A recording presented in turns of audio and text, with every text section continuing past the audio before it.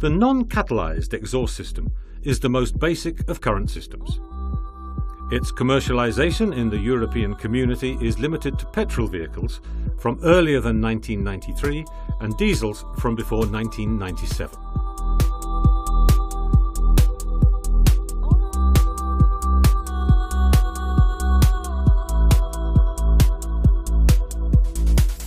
Its design is very simple and generally includes 2 or 3 silencers.